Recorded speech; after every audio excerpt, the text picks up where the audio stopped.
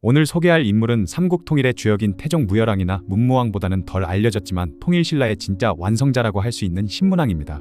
문무왕의 장남인 신문왕은 681년부터 692년까지 겨우 11년간 재위했지만 그 짧은 기간 동안 통일신라의 기반을 완전히 새롭게 바꿔놓았죠. 그는 단순히 아버지가 이룬 통일을 유지하는 데 그치지 않고 강력한 개혁을 통해 왕권을 전제화하고 각종 제도를 정비하여 신라 중대 전성기의 토대를 마련한 군주입니다. 신문왕의 치세를 이야기할 때 빼놓을 수 없는 사건이 바로 김음돌의 난인데요. 이 사건은 정말로 드라마틱하면서도 잔혹한 면이 있습니다. 681년 7월 7일 즉위한 신문왕은 불과 한 달 뒤인 8월에 자신의 장인인 김음돌이 반란을 일으키는 충격적인 상황을 맞게 되죠. 김음돌은 삼국통일전쟁에서 큰 공을 세운 전쟁 영웅이었고 자신의 딸을 신문왕의 태자비로 보낼 정도로 막강한 권력을 가진 인물이었습니다. 하지만 김음돌의 딸은 왕비였지만 아들을 낳지 못했고 이는 김음돌의 정치적 영향력에 타격을 주었으며 신문왕이 즉위하자마자 김군관을 상대 등에서 해임하고 진복을 새로 임명했는데 이는 기존 공신 세력에 대한 견제 신호로 받아들여졌기에 신라 내에 있던 불만 세력을 모아 서둘러 난을 일으켜버린 것이죠. 하지만 신문왕은 이미 모든 것을 예상하고 있었는데요. 반란이 일어나자 신문왕은 준비해둔 진압군으로 즉시 반군을 제압했고 그렇게 반군 일부는 대궐들에서 항복했지만 일부는 산으로 도망갔습니다. 그런데 여기서 신문왕의 무시무시한 면이 드러나는데 그는 산으로 도망간 잔당들을 3-4일에 걸쳐 샅샅이 추적해서 모두 붙잡아 처형해버렸죠. 더 놀라운 것은 직접 반란에 가담하지 않았지만 김음돌과 친했던 김군관도 반란을 알고도 고발하지 않았다는 이유로 처형당했다는 점입니다. 심지어 자신의 부인이었던 김음돌의 딸마저 궁에서 쫓아내고 683년에 김우문의 딸을 새로운 왕비로 맞아들였죠. 이 모든 일이 즉위 첫 해에 일어났다는 것을 생각하면 신문왕이 얼마나 냉철하고 결단력 있는 인물이었는지 알 수 있습니다. 김음돌의 난을 진압한 후 신문왕이 내린 교서를 보면 그가 어떤 사람인지 추측해볼 수 있는데요. 과인이 왜소한 몸과 볼품없는 덕으로 숭고한 기틀을 받아 지키느라 먹을 것도 있고 아침 일찍 일어나 밤늦게 잠들며 여러 중신들과 함께 나라를 편안케 하려 하였다. 여기서 주목할 점은 신문왕이 자신을 왜소한 몸이라고 표현한 것인데 이는 단순한 겸손의 표현이 아니라 실제로 체격이 작았을 가능성을 시사합니다. 신문왕은 큰 체격의 전사형 왕이 아니라 정치적 수완과 지략으로 승부하는 두뇌형 군주였을 것으로 추정되죠. 또한 교서에서 그가 먹을 것도 있고 아침 일찍 일어나 밤늦게 잠든다고 한 것을 보면 실제로 엄청난 워커홀릭이었던 것 같습니다. 실제로 그의 11년 재위 기간 동안의 업적을 보면 거의 매년 굵직굵직한 개혁을 단행했죠. 그리고 신문왕 하면 빼놓을 수 없는 것이 바로 만파식적 이야기입니다. 이 설화는 단순한 전설이 아니라 당시 정치 상황을 반영한 매우 의미 있는 이야기이죠. 682년 동해에서 작은 산이 가문사 쪽으로 다가온다는 신기한 소식이 들렸습니다.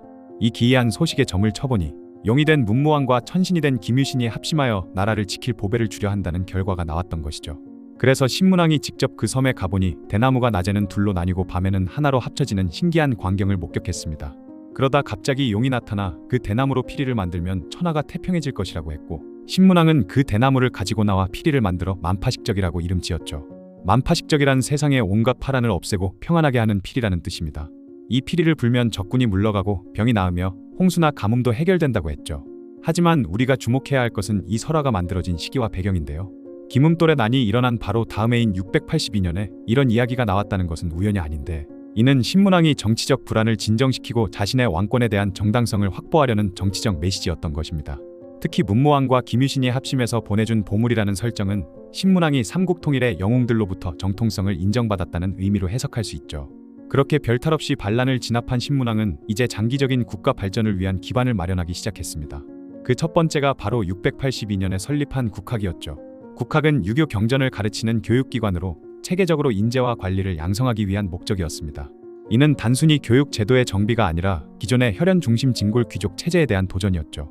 유교적 소양을 갖춘 인재들을 등용하여 능력 중심의 관료제를 구축하려는 의도였던 것입니다.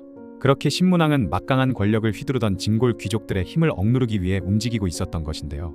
신문왕의 가장 혁명적인 정책은 바로 노급 폐지였습니다. 노급이란 진골 귀족들이 국가로부터 받은 토지인데 그곳에서 세금을 거두고 주민들을 노동에 동원할 수 있는 권리까지 포함되어 있었죠. 이는 단순한 급여가 아니라 진골 귀족들의 경제적, 정치적 기반 그 자체였습니다. 신문왕은 이 노급을 완전히 폐지하고 대신 매년 일정한 공물을 지급하는 제도로 바꿔버렸죠. 이 개혁으로 진골 귀족들은 더 이상 사병을 기를 수 없게 되었고 왕권에 도전할 경제적 기반을 잃게 되었습니다. 반대로 왕은 전국의 모든 토지와 인력을 직접 통제할 수 있게 되어 진정한 전제 왕권을 확립할 수 있었죠. 또한 신문왕의 또 다른 큰 업적은 삼국통일 후 넓어진 영토를 효율적으로 다스리기 위해 685년에 구주 오소경 체제를 완성한 것인데요. 이는 중앙 집권의 강화를 목적으로 시행한 행정구역인데 구주는 옛 신라, 고구려, 백제 지역에 각각 3개씩 설치하여 균형을 맞췄고 오소경은 주요 지역에 작은 도읍을 만들어 지방 통치의 거점으로 삼았던 것이죠. 그런데 신문왕에게는 더 야심찬 계획이 있었는데 바로 689년에 시도한 달구벌 천도 계획입니다. 경주는 한반도의 동남쪽 구석에 치우쳐 있어서 통일 제국의 수도로는 부적절하다고 생각한 신문왕은 경주보다 중앙에 위치하고 낙동강과 금호강의 수운을 이용할 수 있어서 물자 수송에도 유리한 대구로 수도를 바꾸려고 했던 것이죠. 하지만 이 천도 계획은 신하들의 반대로 무산되었는데 이는 아직도 진골 귀족들의 영향력이 무시할 수 없을 정도로 강했다는 것을 보여줍니다. 또한 신문왕의 군사 정책도 매우 흥미로운데요. 단순히 신라인만으로 군대를 구성하지 않고 옛 삼국의 유민들을 모두 포함시켰습니다. 구서당이라는 중앙군은 신라인 3개 부대, 고구려인 3개 부대, 백제인 2개 부대, 말갈인 1개 부대로 구성되었죠. 이는 단순한 군사 조직이 아니라 통합의 상징이었습니다. 거기다가 신문왕의 외교 정책도 주목할 만한데요. 특히 당나라와의 관계에서 보여준 자주적 태도가 인상적입니다. 692년 당나라가 무열왕의 묘호인 태종이 당태종과 같다며 바꾸라고 압력을 넣었을 때 신문왕은 정중하지만 단호하게 거절했죠. 무열왕 역시 덕이 있고 어진신하 김유신을 얻어 삼한일통의 대업을 이루었으니 태종이라는 묘호를 받을 자격이 충분하다라고 했는데 이는 당나라에 대한 사실상의 독립선언이나 다름없었습니다. 묘호는 원래 천자국 전용이었는데 신라가 이를 사용하겠다고 당당하게 선언한 것이기 때문이죠. 그리고 687년 신문왕은 오묘제를 확립했는데 이는 중대 신라왕실의 정통성을 확립하는 중요한 조치였습니다. 태조대왕, 진지대왕, 무능대왕, 태종대왕, 문무대왕의 5대 조상에게 제사를 지내는 것으로 중국제 후에 오묘제를 본뜬 것이었죠. 이는 단순한 조상 숭배가 아니라 중대 신라왕실이 다른 진골 귀족들과는 차원이 다른 존재임을 보여주는 정치적 선언이었습니다. 신문왕은 당나라와는 서먹한 관계였던 반면 일본과는 그 어느 때보다도 활발한 교류를 했는데요. 689년에는 항문승 명총과 관지를 보내 불교와 유교 문물을 전해주었죠. 이는 단순한 문화 교류가 아니라 전략적 외교였습니다. 당나라와 아직 관계가 완전히 회복되지 않은 상황에서 일본과의 우호 관계를 통해 외교적 균형을 맞추려는 의도였던 것이죠. 그런데 이런 놀라운 업적을 단 11년 만에 이루었다는 것인데요. 앞에서 말한 수많은 개혁들은 어느 하나도 쉽지 않은 개혁들이었죠. 특히 노급 폐지는 당시로서는 혁명적인 조치였는데 이후 70년 동안 유지되어 경덕왕 때까지 진골귀족들은 육두품과 같은 대우를 받으며 살아야 했습니다.